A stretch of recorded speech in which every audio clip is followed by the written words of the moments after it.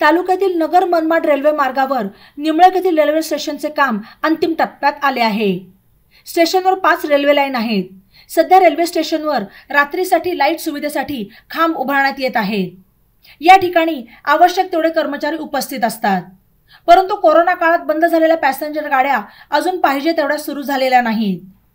या स्टेशनवर जर तिकीट बुकिंगची सोय केली तर एमआयडीसीतील कामगार, निमळक आणि पंचक्रोशीतील ग्रामस्थ आणि नगरमधील नागरिक यांची सोय होणार आहे। तसेच नगरमधील रेल्वे स्टेशनवरील गर्दी विभागली जाईल आणि त्यामुळे प्रवाशांचा प्रवास सुखकर होईल।